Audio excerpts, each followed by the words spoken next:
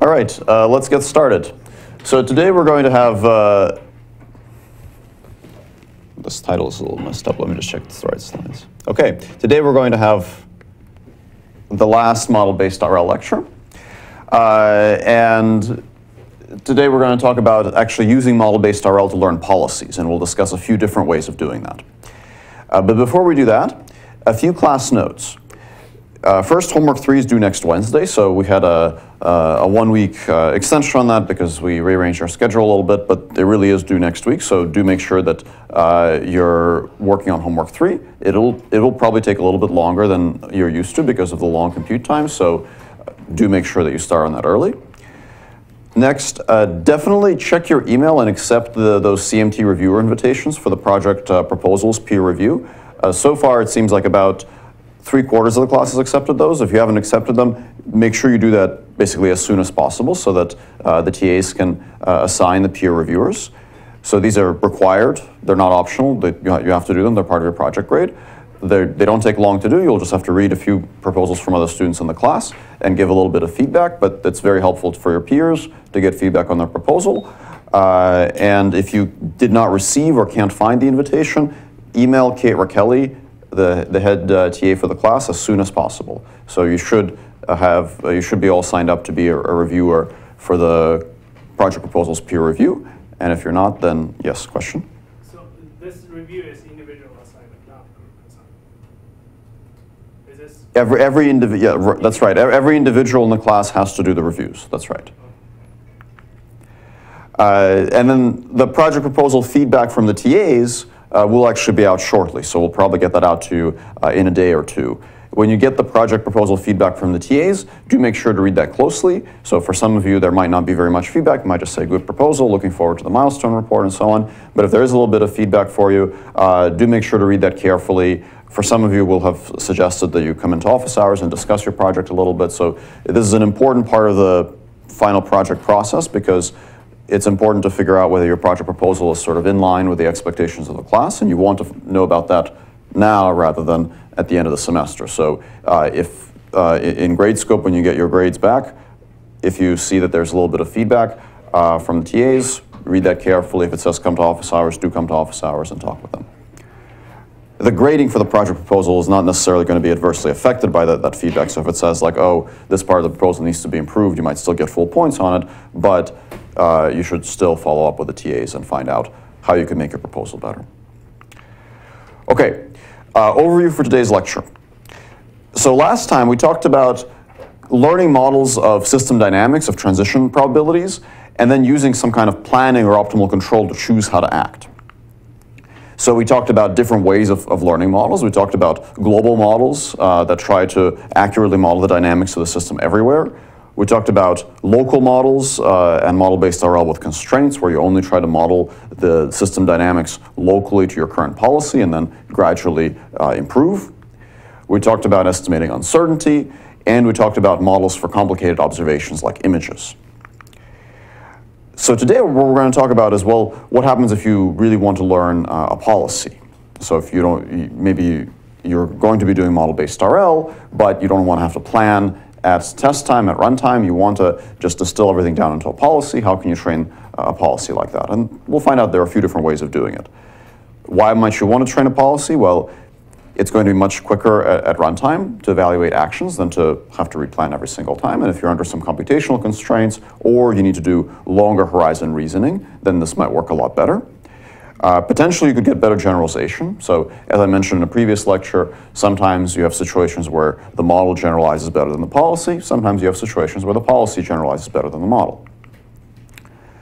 So, you know, an obvious question you might ask is, well, can we just backpropagate into the policy? Can we take our model and use it to figure out how the policy should change? And the answer is we can, but it requires a little bit of nuance. So the obvious way of doing it often doesn't work so well, but there are a few changes to the obvious way of doing it that can work very well, which we'll cover in today's lecture. So we're going to talk about essentially ways to get backpropagated into the policy with learned models to actually work. We're going to talk about how in a particular formulation of this problem, in a particular constrained optimization formulation, this actually becomes equivalent to imitation learning, but instead of imitating a human, a human expert, you're imitating the behavior of optimal control. So we'll see how that falls out of that derivation. We'll discuss the guided policy search algorithm, which is one instantiation of this idea. We'll talk about imitating optimal control with Dagger, which is another instantiation of this idea based on some of the things we covered in the imitation learning lecture before. Then we'll talk about some of the trade-offs between model-based and model-free RL algorithms, and a little discussion to sort of conclude our, the first part of the course on RL algorithms.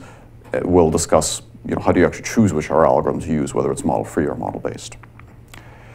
So the goals for today's lecture will be to understand how to train policies that are guided by control or planning. So how do you train policies with model-based RL in a way that doesn't suffer so much from the ill conditioning challenges we discussed before. Understand the trade-offs between the different methods for doing this, and we'll discuss basically three main categories of techniques: guided policy search, Dagger, and using model-free algorithms with the model acting as a simulator, which is sometimes referred to as Dyna. Then we'll get a high-level overview of kind of recent research work on policy learning with model-based RL. So some of this will be in the second half of today's lecture. And then we'll discuss trade-offs between different kinds of RL algorithms to conclude the discussion. So how can we train policies with model-based RL? So far we saw how we can train global models like Gaussian processes, neural networks, how we can train local models, and it turns out that we can use either one of these to help us train a policy. So we want to train a policy so that we don't have to replan. We want to do it because we can potentially get better generalization.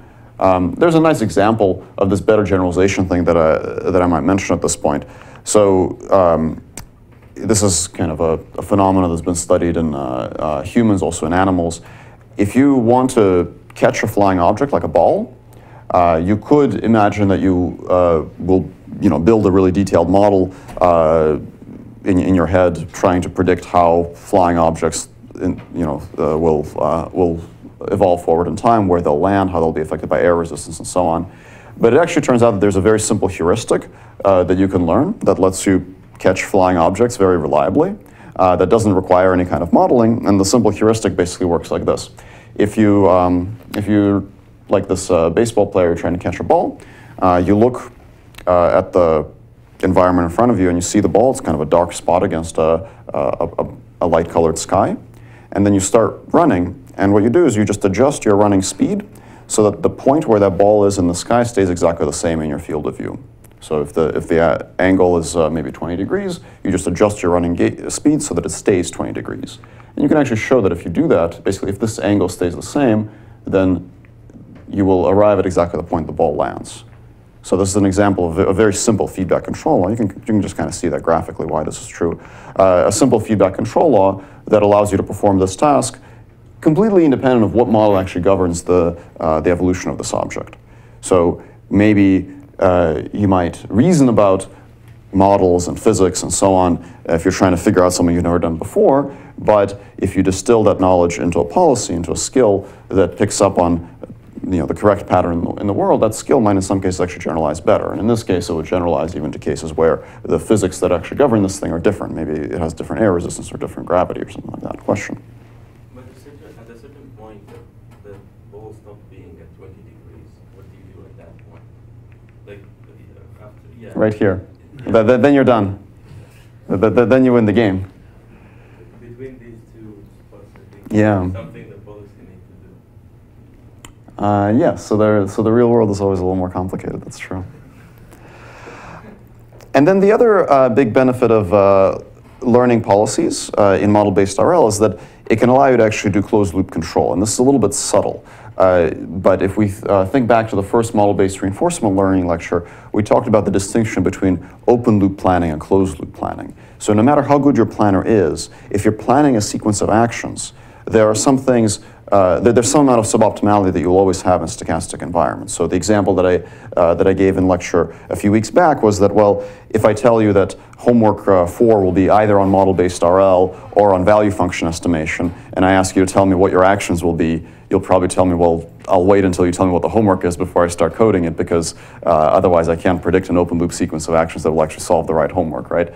So in a stochastic environment, there's some information that is revealed to you in the future. And if you commit to an open loop sequence of actions like you would with a planner, you might not optimally make use of that information. But if you commit to a strategy, if you commit to a feedback relationship between states and actions, then you can actually plan to make use of future information.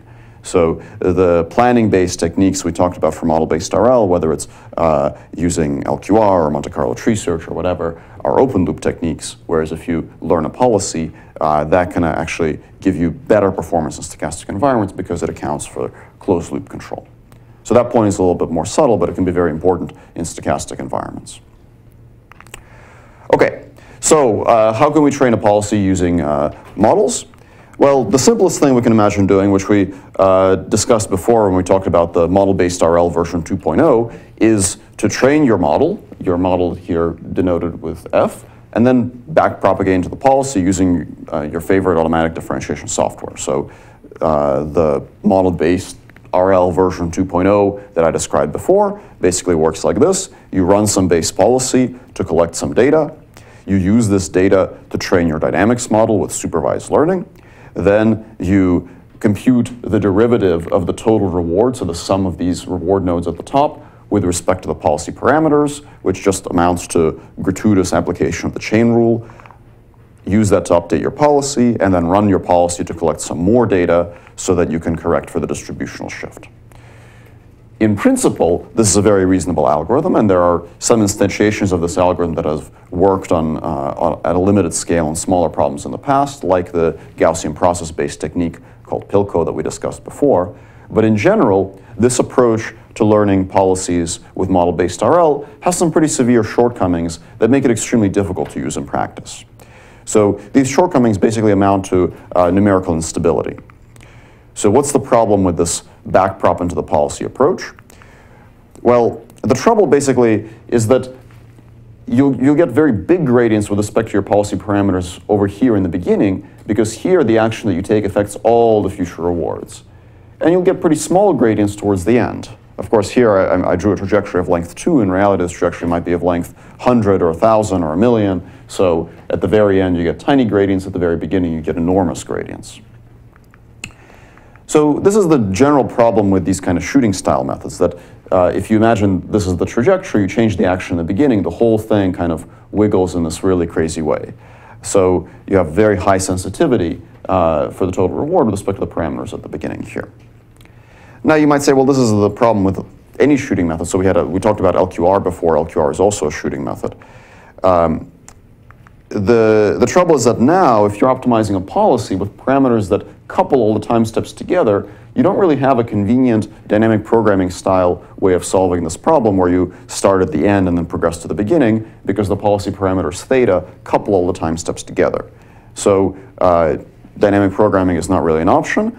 You have to probably do some sort of gradient-based thing, probably a first-order gradient-based thing if this is a big neural net, and doing first-order gradient-based optimization through long chains like this can be very numerically unstable.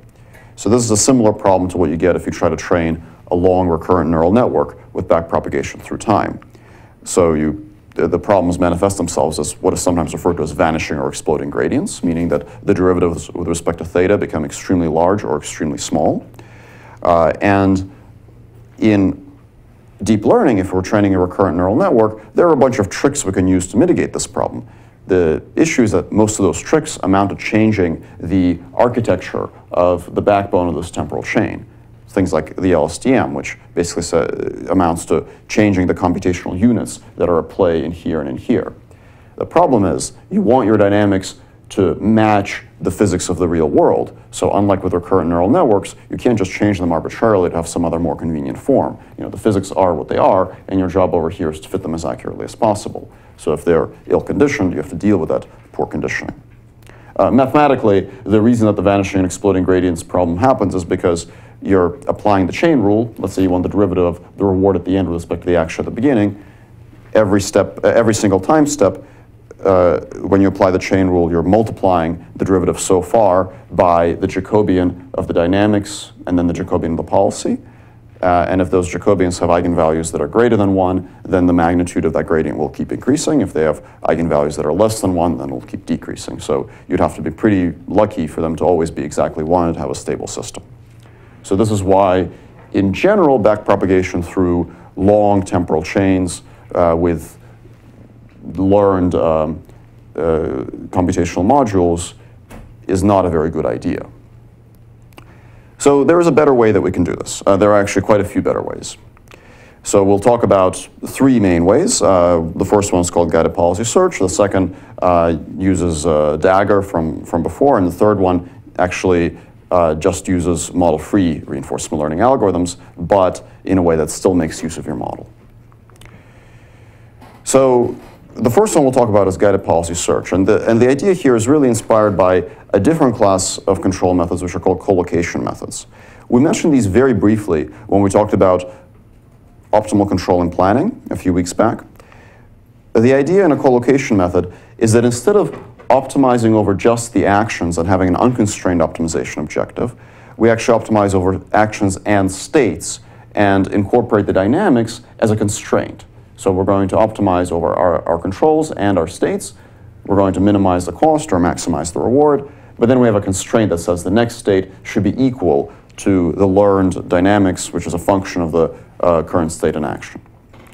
It's the same problem mathematically, but once you formulate it as a constrained optimization problem, then you can use a variety of different constrained optimization techniques, including relaxation methods. So you could say, well, maybe we'll allow ourselves the luxury of occasionally imagining infeasible states that do not exactly obey this constraint, and we'll gradually enforce the constraint more and more towards convergence, which means that you're basically allowing yourself to move these states around, which removes a lot of that high sensitivity, because if the states are explicit variables in your optimization problem, then moving some states around might violate a constraint, but it doesn't magically change the state at the end of the trajectory. So while it seems like we've made the problem harder by turning an unconstrained problem into a constrained optimization problem, numerically we might have actually made it easier by removing that really nasty numerical instability. So we can take this basic idea and extend it to the setting of learning policies. If we want to extend it to the setting of learning policies, we simply introduce another constraint that says that not only should your state match your dynamics, but your action should also match your policy. This is for deterministic policies, and I'll talk about stochastic policies later on too. But for deterministic policies, the idea is actually very simple. The next state should be a function of the previous state in action. Which function? The learned dynamics function. And the action should be a function of the state. Again, which function? The learned policy function. So same basic principle as a collocation method, and actually many of the same benefits. And now we can actually take this basic idea and we can simplify it even more. We can say, well, if we care about learning policies, this is the constraint that we're really concerned with, and we kind of don't even care how you solve this problem, the control or planning problem. So maybe for the dynamics and the cost minimization, you say, well, use whatever planning optimal control method you want, so long as it optimizes this thing up here and allows you to enforce this constraint down here. Because that constraint down there, that's the one that actually causes us to learn a policy that takes the actions that minimize the cost or maximize the reward. So that's the basic idea. We're going to try to reformulate this policy learning problem as a constrained optimization problem, where the constraint is that the actions that are taken should match the actions that the policy wants to take. So then the question we have to answer is, well, how can we impose this constraint on our trajectory optimization or planning or optimal control algorithm? How do we basically do all the stuff we did before, only now with this additional constraint? So the method we're going to use is actually similar to what we discussed before when we talked about local models, which is dual gradient descent. So as a reminder, when we talked about local models, we introduced this method for solving constraint optimization problems called dual gradient descent. And dual gradient descent basically turns a constraint optimization problem into an unconstrained optimization with Lagrange multipliers. So in dual gradient descent, you take your original constrained optimization, which written out in generic form is to minimize some function f, subject to a constraint that c of x is equal to 0. The Lagrangian of that is right over here. So in the Lagrangian, you introduce a dual variable lambda. You can compute the dual function, which is basically the minimum of this thing with respect to x, and I can write it like this. I can say it's the Lagrangian where x is some function of lambda. It's whatever x minimizes the Lagrangian for that lambda. So then if you compute the derivative of the dual function, as we saw when we discussed local models, the derivative of the dual function has some neat cancellation that happens because you know that the derivative of the Lagrangian with respect to x is 0 because x is the one that minimizes it. So the derivative of the dual is actually just equal to the derivative of the Lagrangian with respect to the Lagrange multiplier if evaluated at x star, which is the argmin of the Lagrangian. That's very convenient because the Lagrangian is just linear in the dual variable, so this derivative is very, very easy. It's just equal to c of x. So then this leads to the algorithm that we saw before, which alternates the following steps. First, you find the minimum of the Lagrangian with respect to x for the current value of lambda. Then you compute the derivative of the dual function, which is just c of x. And then you take a gradient ascent step on the dual variable. And then you just repeat this. And at convergence, this will find you the dual variables that actually enforce the constraint. Question? You said there are minimum of x with when c is 0. Is it 0 here or I'm missing something? The derivative of the Lagrangian with respect to x is 0 when x is the minimum of the Lagrangian. So it will be alpha multiplied by 0 because they're defined as 0. No. So here's the bit that I skipped over. So if you look at the dual function there, g of lambda, the derivative of that, dg d lambda, is equal to the derivative of the Lagrangian with respect to x star, the derivative of x star with respect to lambda, plus the derivative of the Lagrangian with respect to lambda. Right? It's a function of two arguments, so you push the gradient through the two arguments. This term here is 0 because x is the argmin of L. So because this term goes away, it actually doesn't matter what this thing is, and this is the only term we're left with. So that's a very convenient property because it actually allows us to implement this algorithm without having to essentially differentiate through the process of minimization. Okay, so that can allow us to enforce these constraints. And there's a small modification that we can make to this method. It's not required, but it actually can make it work a lot better in practice. So I figure I'd mention it to you guys, which is sometimes referred to as the augmented Lagrangian. So the trouble with this thing, if you want to minimize this L with respect to x, is that the constraints, they're going to have some form like the next state is equal to the dynamics evaluated at the previous state in action. So it's a linear function, and you multiply it by some constant. The trouble is that if you have the wrong Lagrange multiplier, that thing can become really huge or really tiny. So it doesn't really do a good job of enforcing that constraint early on in the optimization process, especially for very non-convex problems. So there's a tiny modification that you can make that still converges to the right answer, but actually makes things behave much better in practice. All you do is you take your Lagrangian and you augment it, hence the name augmented Lagrangian, by adding the square of the constraint times some multiplier row. And the multiplier row is just chosen heuristically. So if your constraint is of the form next state equal to f of current state in action, this just says, let's minimize the squared error between them, and this part is a linear term. So that means that even if lambda is completely off, this thing will still keep the constraint from being violated too much. And in practice, this can make these techniques work a lot better. So the algorithm is still exactly the same. You still find your x star by minimizing now the augmented Lagrangian, and you compute the gradient of the dual just by taking the derivative of the Lagrangian, which is still c of x. But when lambda is completely off, this second term helps prevent the constraint from being violated too much. So if you hear someone say augmented Lagrangian, all they mean is dual gradient descent with this additional term. And this still converges to the correct solution because, of course, this last term is just 0 when the constraint is enforced. Far from the solution, this quadratic term tends to really improve stability. And this is also very closely related to alternating direction method of multipliers, or ADMM. So if you hear someone say ADMM, what they're really referring to is basically this method, but where the objective f of x has a particular structure, meaning that it factorizes additively over the variables. So this is kind of the general version. Questions. Do we need to update Go here? So typically in augmented Lagrangian methods, rho is updated in some heuristic way. So there isn't really a deep underlying principle for how it should be updated. A very common heuristic just says that, well, if your constraint satisfaction improved, meaning that C of x became closer to 0, leave rho as it is. And if it got worse, then increase rho by a factor of 2. So that's but it's a heuristic. In principle, things converge for any value of rho. And that makes sense because this term just goes to 0. Okay, so now this is the kind of abstract algorithmic side of things. Let's bring it back to the problem that we actually care about, which is trying to learn policies with model-based RL. So here what I've done is I've abstracted the problem even more. I'm just going to say, well, you're going to minimize some cost function on trajectories subject to a constraint that for every action along that trajectory, that action is equal to pi of x. This is kind of the simplest way that I can write this collocation version of policy learning. And now we're going to use this dual gradient descent with the augmented Lagrangian to actually solve this problem. So the problem, the Lagrangian of the problem is this. It's just the cost plus a sum over the time steps of the difference between the action the policy wants to take and the action taken along the trajectory times the Lagrange multiplier. And if we add the quadratic term, then we get this thing.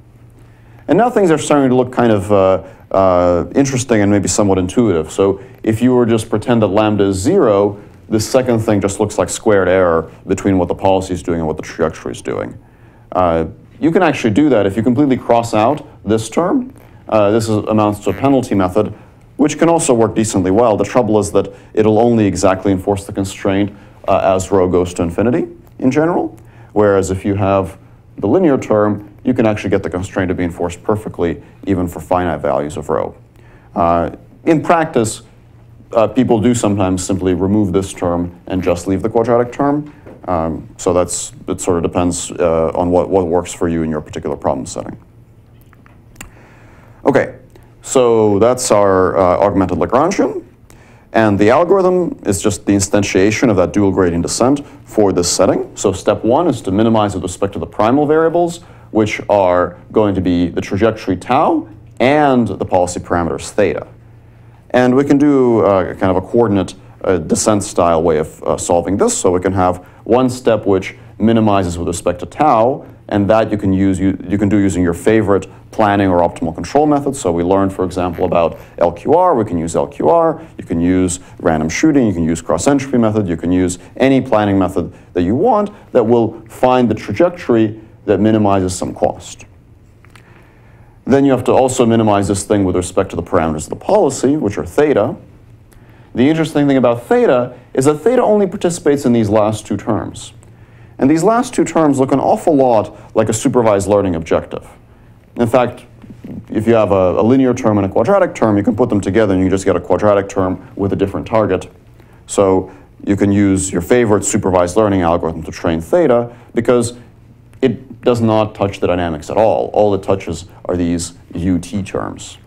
So minimizing the augmented Lagrangian with respect to theta basically boils down to using your favorite supervised learning algorithm like stochastic gradient descent. And then step 3 is you have to actually modify these Lagrange multipliers. And that you do according to the gradient update that's prescribed by dual gradient descent. And then you repeat this process. So the things that we're going to have to discuss after this, of course, are, okay, well, how can you instantiate this? Like, which kind of control method do you use? How do you represent the trajectory and so on? But the basic recipe is going to remain the same, that there are these 3 steps. Update the trajectory, meaning do some kind of planning. Update your policy, meaning do some kind of supervised learning, and that's why I refer to this as imitation learning, because you're sort of imitating the actions that were taken along the trajectory, and update the Lagrange multipliers. Question? For the second step, when you train data, are you using the trajectory from the tau that you optimized in the first step? Mm-hmm. Yeah, okay. Exactly, yeah. So here you're minimizing using the tau that you got up here. Okay, so a little bit of discussion. you can interpret this as a kind of constrained trajectory optimization method, so or constrained planning method, basically. So that's what's happening in step one. There's some kind of planning or trajectory optimization, and there's a constraint that says all the actions need to equal the actions from the policy. That constraint is not enforced perfectly at the beginning, but the iterative process at the end will converge to a solution that does enforce that constraint. You can also interpret it as simply imitation of an optimal control expert. So in imitation learning, typically when we say you're doing imitation learning, you're imitating a human expert. Here you're imitating step one, basically. You're imitating the algorithm that is solving your planning problem for you. Because step two is just supervised learning. So, viewed in this way, you kind of have this optimal control teacher, and that teacher adapts to the learner. So if the learner repeatedly fails to match some action, maybe the teacher wants to go left at time step 15, and the learner just can't figure that out. Eventually, the trajectory will give up and give the learner what they want, and hopefully fix up the mistake later, because the constraint has to be enforced. So if your policy class, for some reason, is unable to represent the action that is output along the optimal trajectory, the trajectory will become suboptimal in a way that can accommodate your policy class, which is what you want, because then you'll actually find the solution that your policy can represent. So the general outline of the scheme is that, and here I'm going to write it out kind of in a more probabilistic way. In general, you will optimize a trajectory or a distribution over trajectories with respect to some surrogate cost function. That surrogate cost function is going to be the actual cost for the task, or the negative the actual reward for the task, and then these additional terms that tell you to mimic the behavior of the policy. Then you'll optimize your policy with respect to some supervised objective, which is the imitation step, and then you'll increment or modify your dual variables in some way. So there's step three is basically some bookkeeping to make sure the constraint actually gets enforced. And then you can instantiate steps 1, 2, and 3 in a variety of different ways, depending on your problem, depending on your class of models, depending on the kind of planning algorithm that you want to use. So you need to choose the form of your trajectory distribution or your trajectory if it's deterministic. So for deterministic problems, it's pretty straightforward. Tau is just a sequence of states and actions. For stochastic problems, you might need to represent a distribution over trajectories in some way, like, for example, a Gaussian distribution. You need an optimization method to actually solve step one, and this will typically be some kind of control or planning algorithm.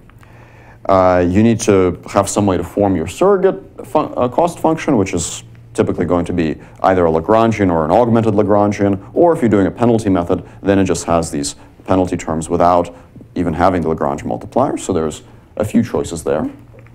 And then you need to have some kind of supervised objective for step two for actually training your policy, which you can typically derive from your augmented Lagrangian, but there's also a little bit of room for some design decisions there.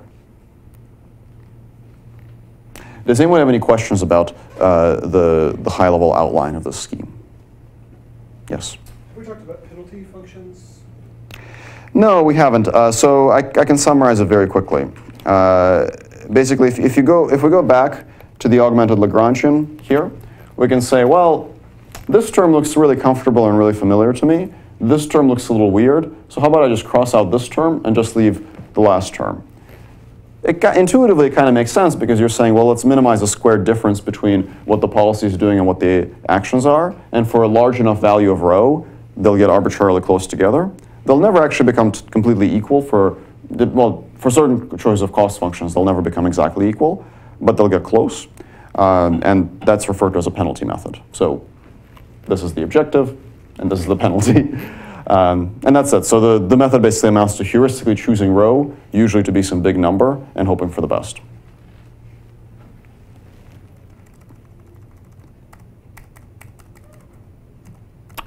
Okay. So the deterministic case of this algorithm is pretty simple. In the deterministic case, this is what we went through before. You write down your augmented Lagrangian. Your surrogate cost is your augmented Lagrangian, so that's the C tilde. So your planner optimizes with respect to C tilde, your policy is optimized with respect to the supervised objective, and then you modify the dual variable. So that's what I went through before. You can very easily modify this algorithm so that instead of having just a single trajectory in step one, you actually learn a policy from multiple trajectories. And in practice, you usually want to do this because probably you want a policy that generalizes effectively to many different parts of the state space, and a single trajectory might not give it enough variability, might not let it see enough states. So in practice, what you might do is you might say, well, maybe I have some goal to achieve. I want to go to this particular location in the world, and I'll have one trajectory that goes there from one place, another that goes from another place, and so on and so on. So perhaps I'm going to optimize not one trajectory, but a collection of trajectories that all accomplish the task in different states or under different circumstances. And then I'll have a single policy that tries to match all of them. That's a very straightforward modification to this method. You just say, well, my cost now is a sum of the costs over all the trajectories, tau 1 through tau n, and my constraint is enforced for all of them. And then if you do that, then pi can actually generalize. So that's typically what you'd want. So the only change there is now step 1 is going to optimize multiple trajectories in parallel with respect to the corresponding cost. Step 2 will optimize the policy parameters to imitate all of the trajectories together. And then step 3 will, again, modify your dual variables. And if you do this, now you can actually get policies that do something interesting that goes beyond what the planner is already doing along these trajectories, because now the policy, if there's enough trajectories to train on, will actually generalize. So here's as a little kind of aside, we can watch a video for a paper that has actually done something like this. This is a paper by Igor Mardash and colleagues called Interactive Control of Diverse Complex Characters via Neural Networks, which instantiates this method actually for a setting where the model is known. So this is doing control in a simulator, but the same basic principle where these little virtual characters that you're seeing that are going to be flying around and running around and so on are trained by imitating multiple trajectories. Here it's tens of trajectories that are all optimized with this constrained optimization method. So the policy is a deterministic policy represented by a deep neural network, and the trajectories are optimized from different states in the world, in this case, to follow user-specified commands. So at training time, it just gets random commands. Each trajectory is trying to execute a different random command, go to a different randomly selected location, and a single policy is being trained to imitate all of them at the same time. And then the point of dragging this target around by the user at test time is just to illustrate that the policy actually does generalize meaningfully to a wide variety of different states and goals. There's a little bit of other kind of interesting creatures later on that are all learning various behaviors with this constrained trajectory optimization technique. Okay, now that was for the deterministic case. In the stochastic case, there's another decision that has to be made, which is that you have to actually represent distributions over trajectories in some meaningful way. And here you have to make some kind of approximation because trajectory distributions can be extremely complicated. So a reasonable approximation is to say, well, let's represent these trajectory distributions as being locally Gaussian. So instead of having individual trajectories in space, you have these kind of Gaussian tubes in space that have a little bit of width to them to account for the noise in the system dynamics. So one very reasonable choice, for example, would be to use the LQR with local models method from before, which learns linear Gaussian feedback controllers, which correspond to Gaussian trajectory distributions. So then instead of having a single action at every time step, you actually have a P of U given X at every time step, and you can match the probabilities, meaning that your policy should assign the same probabilities to actions as the linear Gaussian controller does. So then the steps are still the same. Step 1 is to optimize your trajectory distribution with respect to the surrogate cost. Step 2 is to optimize theta with supervised learning. And step 3 is to increment or modify the dual variables. The only thing that really changes is that now in step 1, you need to actually use a solver or planner that can handle distributions P of tau. And we learned about one such method when we talked about LQR with local linear models. So here, you could, for example, directly plug in that funny method we discussed with local models where you optimize the expected cost under your trajectory distribution, subject to some constraint that says that your distribution shouldn't change too much, which keeps things stable, and then go and optimize the policy. So schematically, this algorithm looks very similar to what we saw before with local linear models, where we collect some trajectories, use those trajectories to fit those local linear dynamics, use the local linear dynamics to improve the controllers, subject to the constraint that keeps them from deviating too far from where they were before. And the only change now is that we also take these trajectories, use them to update a policy, which might be some big neural network policy, and that policy also affects the objective for the controller by introducing the additional constraint terms that say, try to make the actions match the actions that the policy is taking. So before we had this part, the left side of this diagram, and now we've just added this box, which trains the policy on the trajectories and adds an additional cost term for the trajectory optimization to get it to stay close to what the policy is trying to do. Here's an example of this method in robotics. This is a robot that's trying to put a little red shape into a shape sorting cube. This is a kind of a children's toy. And the thing that we want to generalize over is maybe the position of the target object. So the target object can be in different places, and you want your policy to be able to insert the shape in any location. So then what you might do is you might select the individual trajectory distributions to be centered on each of these locations. And here's the robot basically doing that control with local LQR. So it's moving the box to different places, and for each one it's practicing inserting the block. And then all of that data can then be used to train a policy by imitation. So all of this experience that the robot collects when it's practicing this task for all the different positions is put into a data set that is used to train a policy to output the actions just with supervised learning. And then, of course, this process repeats, because if the policy failed to represent the action accurately in some state, that needs to be added to the cost over here to then modify the trajectories so that they act more like what the policy is trying to do. And then once you're done training this thing, then the policy can hopefully generalize effectively to new states. So you could have, for example, a person hold this thing, and the robot will figure out where it is and perform the task. There is one additional detail I wanted to mention about this procedure that's kind of a neat trick and useful in practice, which is the input remapping trick. So far, we haven't talked at all about observations. We've just talked about doing everything with state. And the reason for that is that a lot of these trajectory optimization and planning algorithms really rely on having access to the real Markovian state of the system. One very convenient thing you can do with this technique, though, is you can use a Markovian state for the optimal control and planning, but still train a policy that depends on observations. So, for example, in the experiment I showed on the previous slide, the robot was actually trained using knowledge of the full state. That's why it's actually holding the box in its left arm, because it needs to know where the box is in order to do the planning.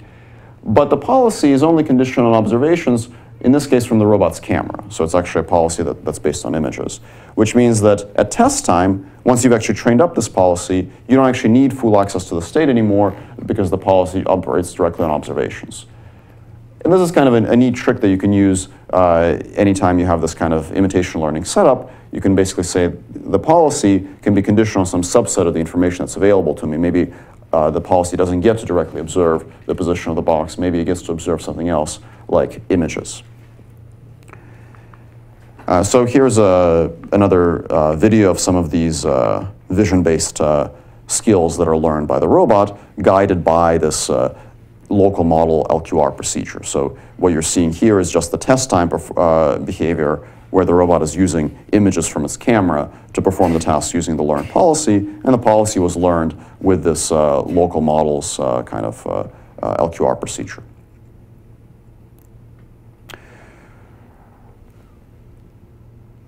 All right. So at this point, we're going to take a short break. We'll be back at 10:56, and then we'll talk about other methods to learn policies, including Dagger and using model-free algorithms with learned models. So we'll be back at 10:57.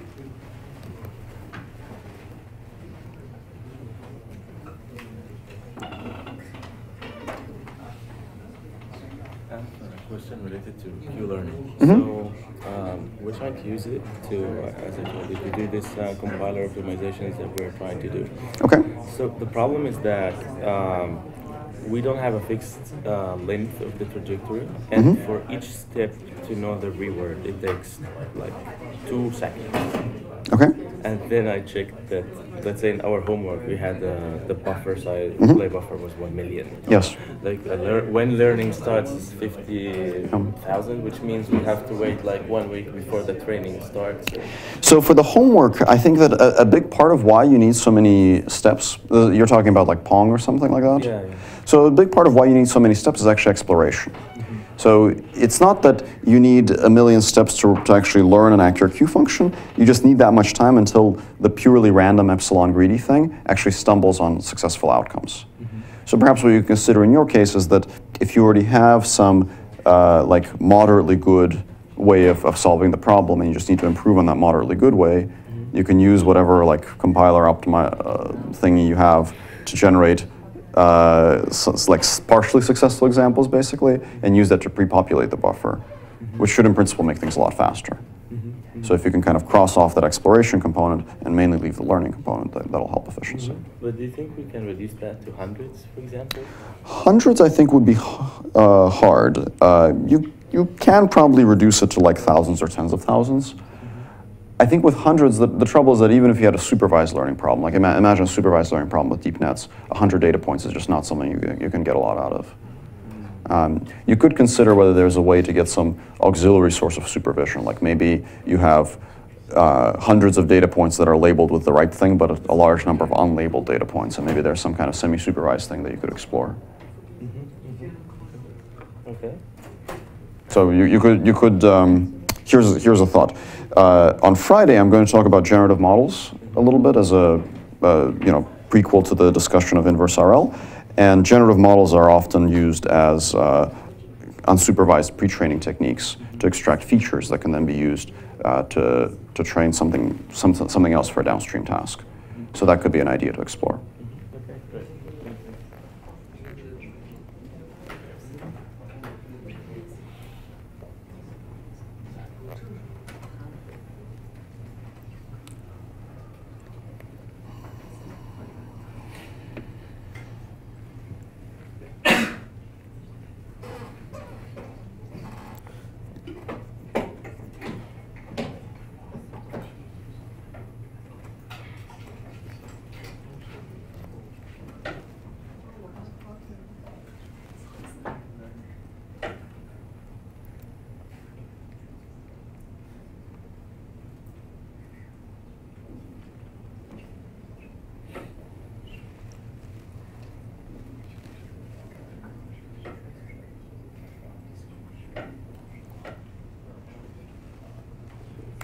All right, let's continue. So in the second half of today's lecture, I'm going to discuss a few other ways that we can use learned models to learn policies. So one thing that is, and then I'm actually going to compare and contrast some of these techniques. So one technique that has been used actually a fair bit in some of the recent literature is to use Dagger instead of guided policy search to actually help you learn a policy. And there's some trade-offs to using one or the other. For Dagger, what I'm going to do is, since there are a number of different ways of applying it, I'm actually going to go through a few examples of actually papers that have been written over the past 4 years to kind of give you a little sense for the landscape. And then I'll compare and contrast these techniques. So one example that is actually particularly simple and kind of nice to discuss in this context is this paper from University of Michigan called Deep Learning for Real-Time Atari Gameplay Using Offline Monte Carlo Tree Search Planning. And the idea in this paper is actually very simple, that they're going to use Monte Carlo tree search to figure out how to take actions that will allow them to win at Atari games. But then instead of actually using Monte Carlo tree search at test time, they'll actually just use Monte Carlo tree search to supervise a policy. And the reason for that is that the Monte Carlo tree search procedure in the Atari emulator runs much, much slower than real time, and it actually requires these big parallelized batch mode computations to find good actions. So it's not really practical for playing the game quickly, but it can provide very good guidance to actually figure out what are the optimal actions in the various states. So the particular algorithm in this paper works like this. You're playing the game, so you're at some state ST in the game, and then you run Monte Carlo tree search, exactly as we discussed in lecture before, to get a sequence of actions. So you're in state ST, you get actions AT, AT+1, etc., however far you plan. So now you could just execute the action AT, and it's probably a pretty good action. But your goal is not to win at the game. Your goal is to learn a policy that wins at the game. So what you're going to do then is just take the state ST, take the corresponding action AT, and then you append that state action tuple to your data set. And then you don't actually execute AT. What you do is you execute a different action which is sampled from your policy. Why do you do that? Well, because this is essentially implementing Dagger. The point of Dagger is to remove the distributional shift between the policy state distribution and the expert distribution, and the way that you remove that distributional shift was by collecting data according to your policy. So the MCTS here is just to construct a label for that state, which is what you're going to store in your data set. The action you actually take is the action from your current policy, which might be a worse action. But you want to take that action because you want to actually see which state you'll land in, so that you can then compute the label for that state with MCTS. So then you repeat this process. You collect a large amount of data. That data will have the state distribution of your current policy, but the actions in the state will be the optimal actions computed by MCTS. So then you have a fourth step, an offline training step, where you just update your policy by training it on this entire data set with regular supervised learning. And then you repeat this process a few times. In this work, they actually found that what worked well was to have a very small value of n, maybe the value of n is only 2 to 3, but collect a very large number of transitions here. So the policy is updated fairly rarely, but it's updated on a large amount of data. So that's one way that we can imagine using Dagger. It's actually quite nice because before, when we discussed Dagger, one of the big problems with it was this step 3 where you ask a human to label some arbitrary states with optimal actions. It's a fairly unnatural thing for a human to do. It's like, imagine watching a movie and trying to like steer the car in the movie to give it optimal actions. It's a very unnatural way for people to control things. Playing the Atari game that way would be very hard too. But the MCTS algorithm doesn't care. The MCTS algorithm is actually perfectly fine labeling arbitrary states. So that's nice. It's actually a nice way to use Dagger. And for playing Atari games, it can work very well. There is still a little bit of a problem with Dagger that becomes more severe if we're talking about running training for real-world physical systems, perhaps safety-critical systems like cars. And the problem comes from step 2. So by using a planner or optimal control to label states in step 3, we've removed this problem with asking humans to give us very difficult labels, but we still have to run our suboptimal policy in the real world in step 2 in order to collect states that actually come from that policy state distribution. And if at the beginning your policy is very bad and you run it in the real world, then you might have some problems. So you might have, this is the video I showed before from the NVIDIA paper. You might have your car, running over cones and having near misses with mailboxes and so on. So perhaps we can actually avoid this problem also by leveraging the fact that if we had some kind of computational planner that was doing this, this step 3, maybe we can also use it to collect data in step 2 that is good data, but slightly biased towards the kind of states that the policy would visit. Just not so much that it would actually, run into the cones and into the mailboxes and so on. So what we can do, and this is a summary of an algorithm called Plato, is we can actually modify step 2 to execute not actually pi theta itself, but some mix of pi theta and the planner, which we're going to call pi hat. So pi hat is some kind of stochastic policy that tries to be similar to pi theta, but avoid doing really, really terrible stuff. And we can write down an objective for pi hat. There are a few ways to do it, but one simple way to do it is to just say, well, pi hat is supposed to minimize the cost, which is what the planner does, but also minimize some kind of measure of discrepancy from pi theta. So KL divergence works well here, for instance. So that basically amounts to saying, let's have low cost, but also don't be too different from pi theta, which is starting to look an awful lot like the guided policy search algorithm that we discussed before the break. And it turns out that you can actually show that for reasonable choices of lambda, this algorithm can still converge to the right solution, meaning that even though it doesn't perfectly eliminate the distributional shift at every iteration, at convergence it still results in a policy pi theta that will have bounded regret against the expert in all of the states in its own state distribution. Intuitively, what this algorithm basically looks like is that when you're collecting data, you have your agent, your robot, whatever it might be. There is some action that pi theta wants to take, and you're going to look at that, you're going to say, well, what does pi theta want to do? Then you'll also look at the cost, which is the first term in this objective, and you'll choose some action that is kind of close to what pi theta wants to do, but still achieves low cost.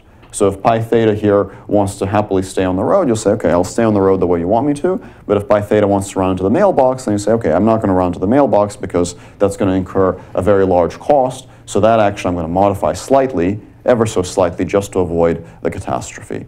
And then you would typically do this with an MPC-like procedure, which means that every step you would replan and take some new action, and so on. So you'll collect data that kind of stays close to pi theta, but avoids the really, really bad stuff. So you can imagine this is a kind of hybrid between Dagger and guided policy search. Here's a video of this method in action. This is not controlling a car, it's actually controlling a simulated quadrotor, which is flying through this forest by using a fan of laser rangefinders as its observation space. So the planner here, of course, has access to the dynamics of the system, so it can figure out where everything is, but the policy has to operate on just the laser rangefinders. And of course, for something like a flying vehicle, you probably wouldn't want to have it fly around using a partially trained policy, because then it will crash and you will not be able to collect any more data.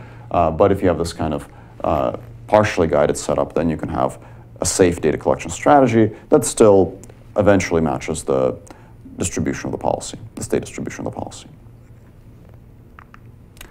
Okay, so those are some of the ways that we can use Dagger to learn policies with model-based RL. Now let me talk a little bit about some of the comparisons between these two classes of techniques. One of the big advantages of Dagger, especially the version that I discussed for the Atari games, is that it doesn't require an adaptive expert, meaning that it doesn't really care how those optimal actions are generated. It only needs actions that are optimal with respect to the real reward function or cost function of the problem, and doesn't need the expert to actually adapt to the current learned policy, which can make things a bit simpler. So any expert will do, so long as it can label the states that are visited by the learned policy, but other than that, it doesn't actually have to take the learned policy into account in any way.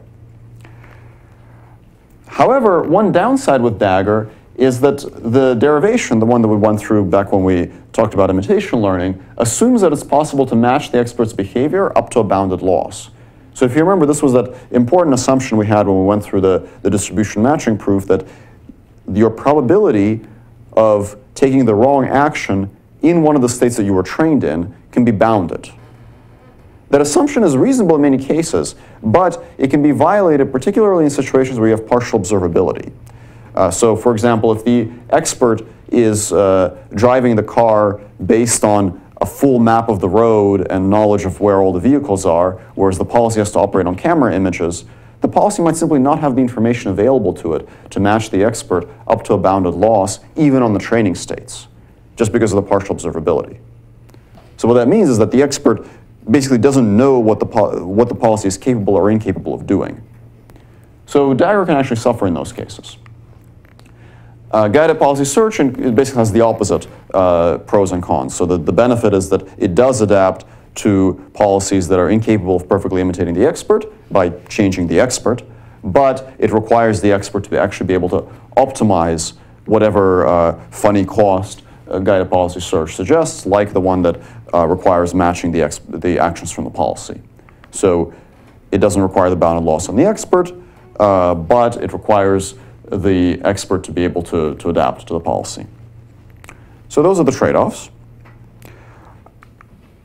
Now, more generally, we might say, well, okay, why should we bother with these types of algorithms? Why should we think about methods that run some kind of plan or optimal control and then do imitation learning?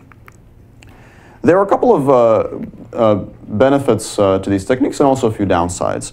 So one pretty substantial benefit, or I guess two very substantial benefits, are that these techniques tend to be actually pretty stable and pretty easy to use. So those of you that have been experimenting with policy gradient algorithms and Q-learning might notice that sometimes hyperparameter tuning can be a little bit painful.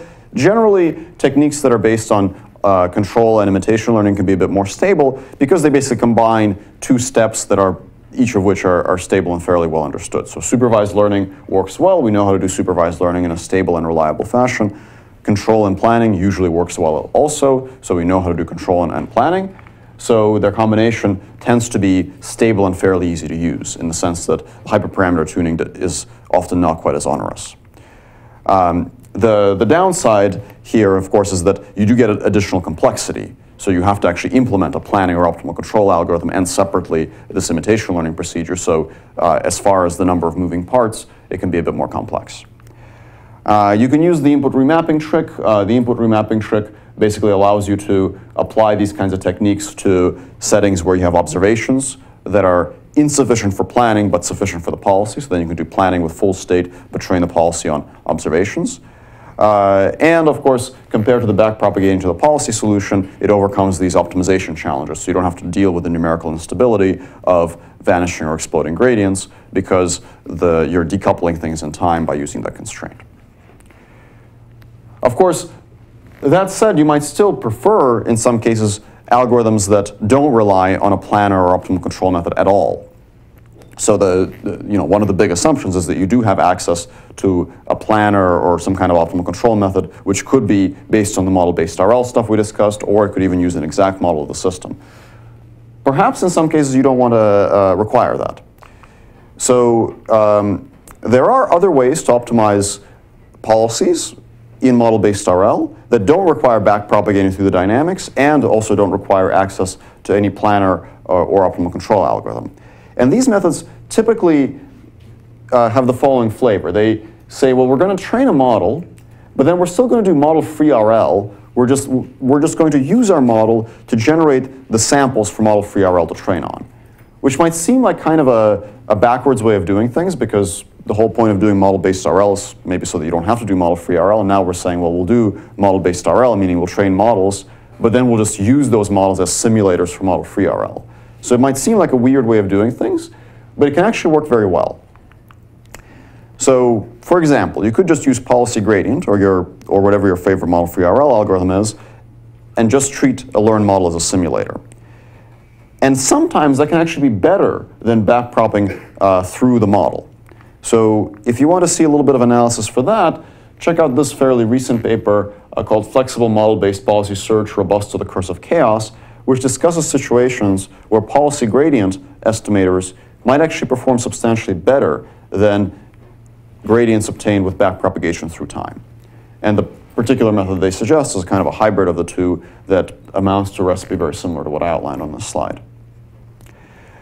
But this kind of thing is actually an instantiation of a much older idea in reinforcement learning, which is sometimes referred to as DINA. So what I'm going to do in the next part of this lecture is I'm actually going to go through the original DINA algorithm, which was proposed quite a long time ago by Richard Sutton, and then I'm going to talk about some modern instantiations of that idea that have been used with deep reinforcement learning. So the original DINA algorithm, which you can read about in this paper called Integrated Architectures for Learning, Planning, and Reacting Based on Approximate Dynamic Programming, was actually proposed as kind of a fix to Q learning. So the original DINA algorithm is kind of an online Q learning algorithm that performs model-free RL, it performs Q learning, but using a learned model. So I'm going to go through the original DINA algorithm, and then I'll kind of describe what the general DINA-like class of methods looks like, which is a generalization of this idea. But I want to describe the original algorithm just so all of you know what DINA actually is. So the original algorithm starts off looking very similar to Q learning. Step one, you're in some state, you pick an action A according to an exploration policy, just like in Q learning. Then you observe which state you land in, S prime, and the reward that you got. So then you have a transition S, A, S prime, R. And then you update your model using this transition. So your model, in a tabular setting, it might just be the probability of transitioning to every single state.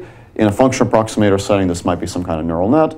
And in general, you might also have a second model for your reward, because if your rewards are also unknown, you need to fit a function approximator for those. So the reward thing is optional, because in reality, you often do know the reward, but the first part is not optional, so you have to learn your p-hat. And then in step 4, you just do a regular Q learning update. In fact, in some variants of the DINA algorithm, this step 4 is exactly the same as online Q learning. In some other variants, you still use your model to evaluate the expectation. So remember that in Q learning, our target values are the expectation under our dynamics of the current reward plus the max of the Q function at the next state. In model-free Q-learning algorithms, that expectation is approximated with a single sample, which is the sample that you actually got when you were acting in the world. But since you're fitting a model p hat, you could actually use p hat to evaluate this expectation, either exactly if you're in a tabular environment or by generating additional samples through the model. So this is not generating rollouts from the model, this is just evaluating expectation for one time step. So this might give you a more accurate target value. So far things look pretty similar to regular online Q-learning except for step 3 and the optional use of the model to compute the expectation in step 4. The place where things change is the next part. I don't know why the algorithm is designed this way, but this is the textbook version. It says, well, let's update on the state that you just visited, and then let's do the following thing k times. Pick some state action tuple from your buffer of past states and actions, and then update the Q function on that tuple as well using your learned model. So why would you want to do this? Well, you might want to do this because if your model is getting better and better as you see more transitions, then your estimate of these expectations at your old states will also get more and more accurate as you go. So every time you update your model using new transitions, you can go back in time and basically re-estimate what your target Q values should have been at previously visited states and update them. And that should, in principle, allow you to learn a good Q function more quickly if your model is accurate. Okay. Does anyone have any questions about Dyna?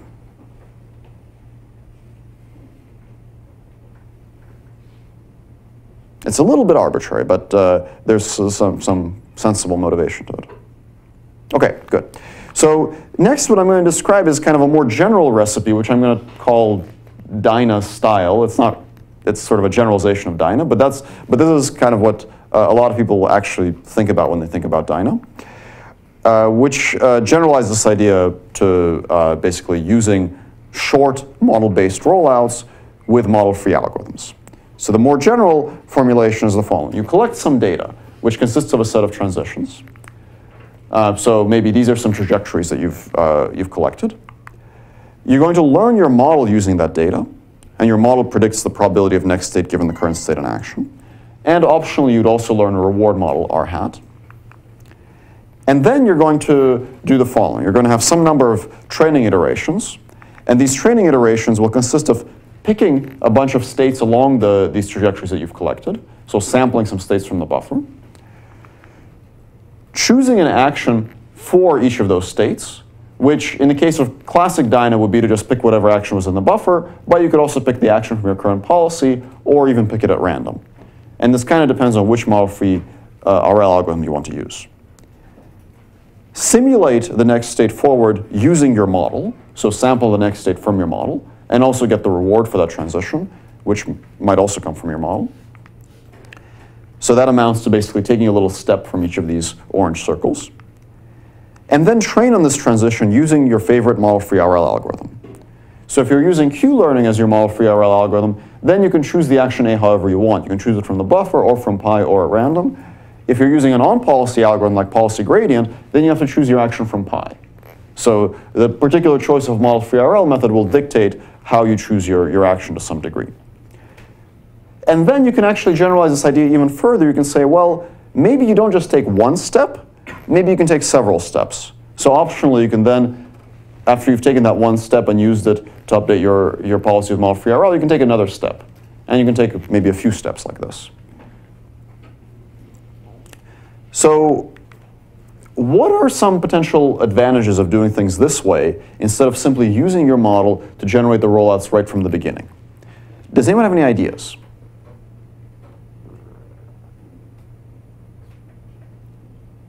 Yeah. So it seems like you're getting free samples without actually having to act in the world. Right, so the benefit compared to just doing model-free RL is that you're getting additional samples over here from your model without actually having to act in the world. How about the difference between this and basic model-based RL? This is the presidential announcement. It's a test of the National Wireless Emergency Alert System. It was scheduled for today. let's give it a few seconds to adequately test the National Emergency Alert System.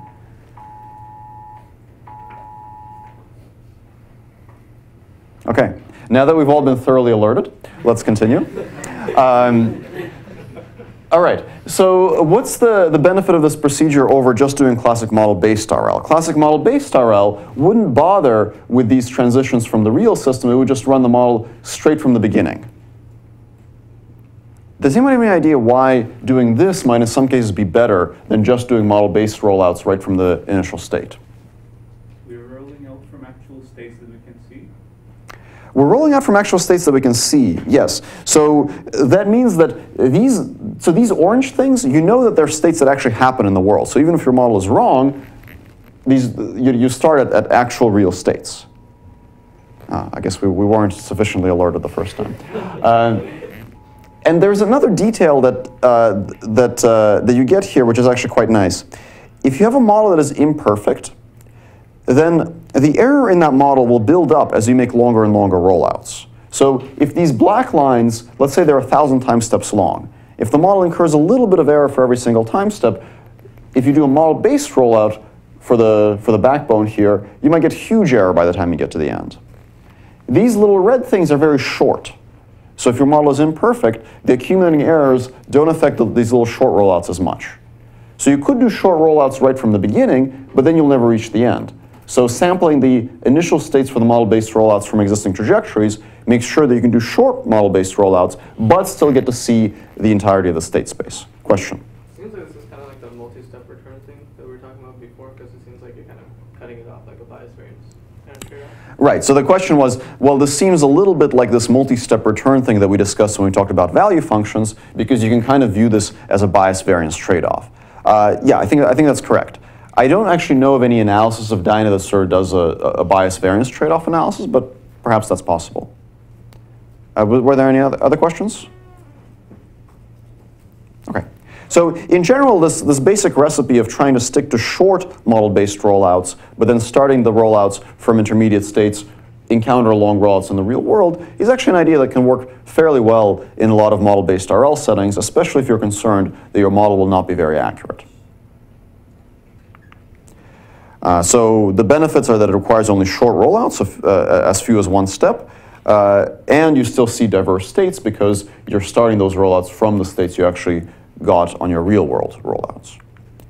So let me give an example of a technique that makes use of this idea in a deep reinforcement learning context. So this is based on these two papers, Continuous Deep Q-Learning with Model-Based Acceleration and Model-Based Value Expansion. Incidentally, the second paper by Vlad Feinberg was actually a final project in this class last year, so it's a fairly recent work. So the basic scheme here basically follows the Dyna recipe for the setting of deep RL with Q functions. So you're going to take some actions, observe some transitions, add those transitions to your buffer. Then, just like in regular deep Q learning, you sample a mini batch from your buffer. So remember, in deep Q learning, we don't want to actually take a step on a single transition. We want to sample a batch, so you sample it from your buffer. And then you're going to use this batch to update your model. And then what we'll do is we'll sample states from the buffer, basically following the Dyna recipe. And for each of those states, we'll perform a little model-based rollout. So we'll take our buffer of data, represented by those black lines, sample a batch of states, maybe 4 states here, and from each one we do a rollout of a particular length. And there's some analysis in the paper that discusses how you should choose that length, because it turns out the choice of that length is actually quite delicate. So you choose a length, you perform rollouts of that length, and then what you do is you use all of the transitions along those rollouts to update your Q function, to basically compute the Bellman backup, construct target values, and perform the Q learning regression. There are a few delicate choices in how you do this. For example, it turns out to be very important not to add these transitions to your replay buffer themselves. The reason for that is that your model will change later on, so these transitions might actually become invalid. So you have to train your Q function those transitions, but not actually add them to your buffer, because you want to basically refresh these fake transitions every time your model changes. So a little bit of the discussion of some of that bookkeeping you can find in these two papers. So the basic recipe is kind of a Dyna-style recipe, but the particular choices on how to set this up properly can be a little delicate in a deep RL setting. Okay, let me summarize the model-based RL concepts that we covered in the last few lectures, because this is going to be the last model-based RL lecture. We talked about how you can learn a model and then plan through that model without having a policy a few weeks back. We talked about how you can iteratively collect more data to overcome distribution mismatch. So if you just collect data, train a model, then act according to that model, you might see different states, which results in distribution mismatch because your model might not be good in those states. So you have to append that data to your data set, retrain the model, and repeat a few times. If you replan every single time step, this is sometimes referred to as model predictive control. This can mitigate small errors in your model and can actually allow you to get good behavior much sooner, long before your model is perfect.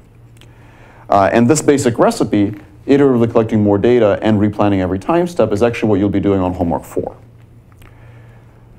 Then we talked about learning policies. We talked about how you can backpropagate into a policy, but that's potentially very unstable. We talked about how you can imitate optimal control in a constrained optimization framework, which is guided policy search, and how you can imitate optimal control via dagger-like processes, so like that Atari paper, for example, or the Plato algorithm. And then we talked about using model-free algorithms with a model, like in Dyna and its various derivatives. What are some of the kind of trade-offs with model-based RL? Well, one of the biggest difficulties with using model-based RL in practice is that you need to actually be able to set up and train an accurate model of your environment. In some cases, you might not know the true model, so you need to actually learn it, of course. And sometimes the model can be harder to learn than the policy, as we saw in the examples today. Learning the model itself takes some amount of time and some amount of data, and choosing the model class here can be actually a very delicate decision. So sometimes expressive model classes, like big neural nets, are not fast enough, are not efficient enough, meaning that in a low data regime, they might overfit catastrophically. And sometimes very efficient or very fast model classes, like linear models, might not be expressive enough. So you have to be a little careful in your choice of model. Perhaps if you choose a high-capacity model, you need to account for model uncertainty, as we discussed last time, to prevent overfitting. And then typically model-based RL methods end up introducing some additional assumptions, often due to the choice of model or due to the choice of planning or control algorithm. So for example, if you're using the method with local linear models that I discussed, then you're assuming some amount of continuity or linearizability in your system. And of course, you're assuming your system is continuous. Sometimes you have to assume the ability to reset your system. And sometimes you need to assume some kind of smoothness, which is often the case for older Gaussian process style methods. So be careful when using model-based RL methods to really understand what are the underlying assumptions of your model class and also of your planning or control algorithm, and so on. Okay, so in the last few minutes of today's lecture, I'm going to switch gears a little bit, and I'm going to conclude our discussion of all the various RL algorithms by trying to provide a little cheat sheet to this question: which algorithm should I use? We covered model-free algorithms, we covered policy gradients, Q-learning, actor-critic, model-based RL, all these different choices. And it would help to think a little bit about, like, what are the criteria that we can use to select which algorithm might be appropriate to our use case. And I'll say right away that this is a complicated question, so I'm going to sort of give you the back of the napkin sort of summary. Don't take this too seriously. This is a very rough guide, but maybe it can be a starting point. So one question that we often want to answer when it comes to reinforcement learning algorithms is how efficient are they in terms of the number of samples that are required, and how efficient are they in terms of the amount of computation that is required. And these two things are not always the same. So if we want to talk about how many samples are required, then we can actually rank order the algorithms that we've discussed by efficiency, and we can see what that looks like. And I'm going to basically list methods starting with the least efficient, ending with the most efficient. But then I'll talk about why we might actually opt for the less efficient ones in practice. At the very top of this is actually some techniques that we didn't actually cover in this class, but these are basically going to be derivative-free methods, things like evolutionary strategies, CMAES, and so on. We didn't cover these, but I'll mention them briefly. Then we have fully online, on-policy methods. So this is where you get some of the actor-critic algorithms that are online actor-critic algorithms.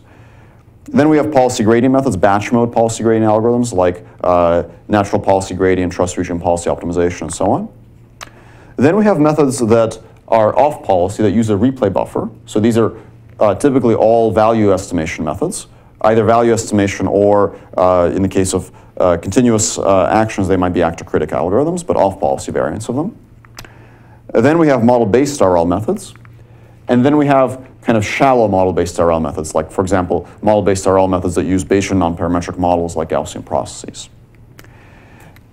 This is roughly the ordering, and every row in this ordering has a change in the number of samples that are required that's roughly an order of magnitude. So the least efficient methods here, these would be methods that are based on gradient-free optimization like evolutionary strategies. It basically amounts to randomly perturbing your parameters and trying to see which perturbations most improve the reward. These techniques are typically about 10 times less efficient than fully online methods. And how are we going to compare efficiency? Well, we're going to dig through the literature and find some numbers on standard benchmark tasks and see what they report. So, for example, one very popular task is the half-cheetah task that all of you saw in homework 1. And on the half-cheetah task, you can actually figure out roughly how many samples, let's say, A3C requires by looking in the A3C paper and finding out that it needs 100 million steps, which is about 15 days of real time if the cheetah was running in real time. Of course, in reality, this is a parallelized algorithm, so it doesn't actually run for 15 days. But if it was an actual half-cheetah running in real time, it would be 15 days.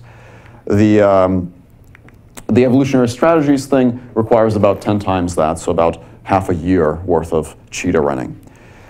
If you look at something like trust region policy optimization or other batch mode policy gradient algorithms, there the equivalent in real time would be about 1.5 days, so an order of magnitude decrease from this. If you look at off-policy value function estimation methods, then you see things that are on the order of hours. And in fact, so these are numbers for half-cheetah, about 3 hours of real time, and in fact, if you were to run them on real robots, you would see about the same number, so on the order of less than 10 hours for, these are really relatively simple tasks, so less than 10 hours for relatively simple tasks. If you look at model-based RL methods, you would typically see about another order of magnitude decrease. So this is that bootstrap ensembles method that I described last time. Here, this is reporting half-cheetah in about 5 minutes. This is probably kind of on the lower end. And then with guided policy search, kind of comparable tasks on the order of 20 minutes. So another order of magnitude decrease, roughly. And then if you go to shallow model-based RL methods that use very efficient function approximators like Gaussian processes, there you'll actually see another 10x decrease, but you'll also see a very sharp drop in the complexity of the tasks that can be handled because of the additional assumptions made by those function approximators. So that's basically the story when it comes to sample efficiency, but now at this point we might say, well, why would you ever opt for anything up here when you could have really efficient stuff down here? Well, part of the reason for that is when it comes to computational efficiency in terms of like actual wall clock time, the story tends to be reversed if you have a very cheap simulator. So if simulation time is negligible, meaning your samples are not expensive, but computation, like gradient steps on your model, are expensive, then you would typically see this entire diagram flipped upside down. You would actually see much less wall clock time needed for the highly parallelized methods up here, and much more wall clock time needed for things like model-based RL methods that are computationally more heavyweight, but much more sample efficient.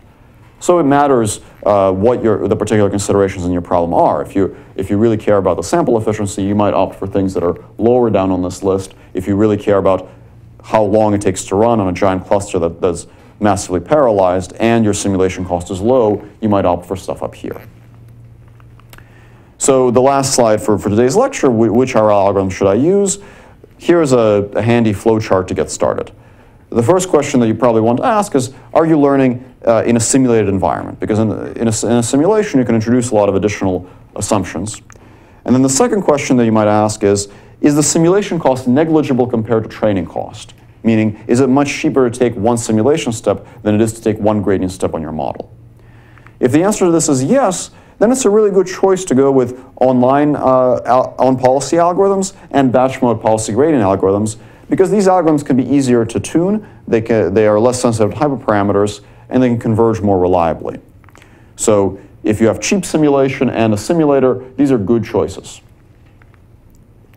If you have a simulator, but your simulator is expensive, then you might opt for model-free off-policy algorithms like Q-learning, DDPG, etc. So there are many different choices for off-policy model-free algorithms that can be Q-learning-based algorithms or actor-critic-based algorithms.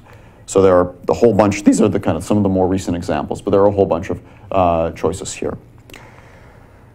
But another question that's maybe worth asking is that if you do have a simulator, are you really sure that you need to be doing model-free RL? Maybe if you have a simulator, you can use your simulator as a perfect model and do model-based RL, and that's something to consider. It depends on the particular assumptions of your problem, how easy it is to plan through your simulator, and so on, but there are some pretty impressive things you can do by using a simulator as a ground truth dynamics model, like that character animation paper I showed before. If you don't have access to a simulator, then probably the main question you want to ask is how patient are you? Meaning, okay, you don't have access to a simulator, what is your system? Is it like is it a Boeing 747 flying through the sky, and if it crashes once, then you lose millions of dollars? Or is it like some little online thing that's like a chatbot interacting with users? Basically, how much are you willing to wait, and how much are you willing to basically take risks? And if the answer is that you're very impatient, then probably you want to opt for model-based RL algorithms.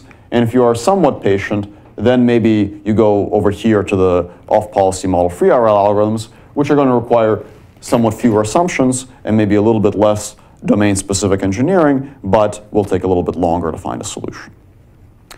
Okay, so this basically concludes the portion of the course where I'm going through basic reinforcement learning algorithms. Starting on Friday, we'll talk about probability and variational inference, and from there transition to analyzing behavior in inverse reinforcement learning.